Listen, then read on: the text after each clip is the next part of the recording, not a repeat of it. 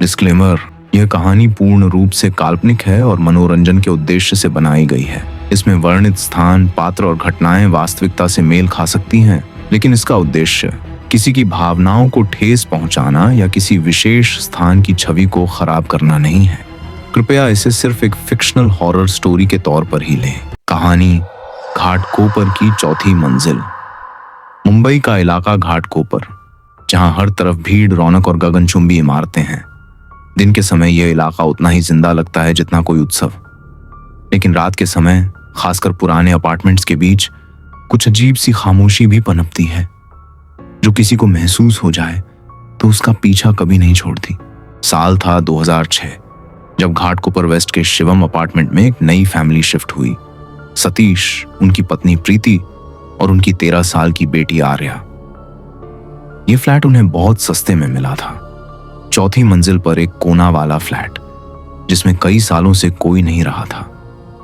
प्रीति को पहले दिन से ही फ्लैट के माहौल में कुछ अजीब सा महसूस हुआ।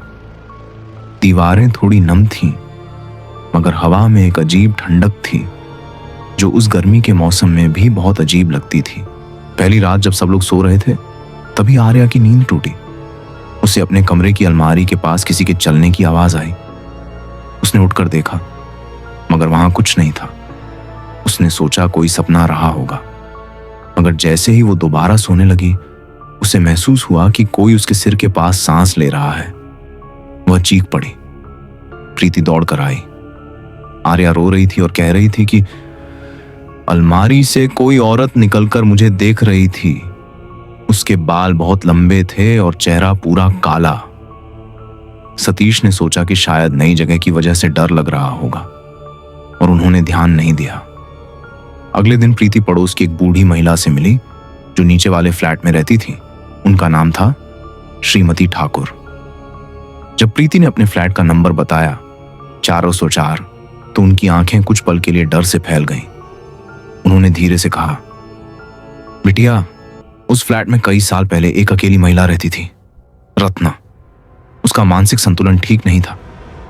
एक रात वो चौथी मंजिल से कूद गई। पुलिस ने इसे आत्महत्या बताया, मगर कई लोगों ने उस रात चीखें सुनी थी और किसी को सीढ़ियों पर खून के निशान भी दिखे थे। तब से वो फ्लैट बंद था। तुम लोग वहीं रह रहे हो? प्रीति का चेहरा सफेद पड़ गया, लेकिन उसने ये बात सतीश को नहीं बताई, क्योंकि वो पहले से ही नौकरी और घर की जिम्मेदारियों में परेशान था। तीसरी रात आर्या फिर चीखी। इस बार सतीश और प्रीति दोनों दौड़े आए। अलमारी हिल रही थी, बिना हवा के। सतीश ने उसे खोला, लेकिन अंदर कुछ नहीं था। प्रीति को यकीन हो गया कि कुछ तो गड़बड़ है। सतीश एक टेक्निकल कंपनी में काम करता था, तो उसने डोरबेल कैमरा और एक छोटा सीसीटीवी कैमरा आर्या के कमरे में लगा दिया। अगली सुबह जब उसने फुटेज देखा तो उसके होश उड़ गए। रात के 2:13 बजे अलमारी का दरवाजा खुद ब खुद खुलता है और उसमें से एक परछाई बाहर निकलती है। वो धीरे धीरे आर्या के बिस्तर तक जाती है और उसके सिर के पास बैठ जाती है।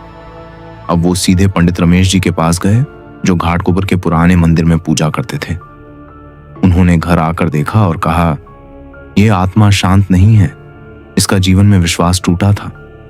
ये अपनी आखिरी सांस तक अकेली रही और अब ये चाहती है कि कोई उसके अकेलेपन को साझा करे।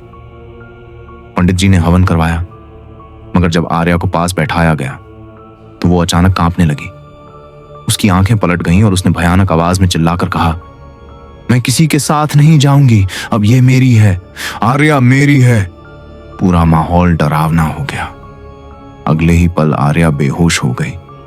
उस रात के बाद सतीश ने फैसला लिया कि अब यहां नहीं रहा जा सकता। उन्होंने फ्लैट खाली किया और कुछ दिन होटल में रहने के बाद दूसरे इलाके में घर ले लिया। लेकिन कहानी यहीं खत्म नहीं होती। 1 महीने बाद प्रीति को आर्या की किताबों के बीच एक नोट मिला जो उसने खुद नहीं लिखा था। अब तू चली गई, मगर मैं अब भी यहीं हूं। कोई तो आएगा जो फिर से इस कमरे में रहेगा, कोई तो होगा जो मेरा होगा। अगर आपको घाटकोपर की चौथी मंजिल की ये डरावनी कहानी पसंद आई हो तो इसे अपने दोस्तों और परिवार के साथ जरूर शेयर करें। इस चैनल को सब्सक्राइब करें और बेल आइकन दबाएं ताकि आप कोई भी हॉरर कहानी मिस न करें। नीचे कमेंट करके बताएं कि आप अगली कहानी किस इलाके की सुनना चाहते हैं, अंधेरी, कांदिवली या फिर बांद्रा। अगली बार मिलते हैं एक और डरावनी कहानी के साथ। तब तक सोचिए, क्या वाकई अकेले हैं आप?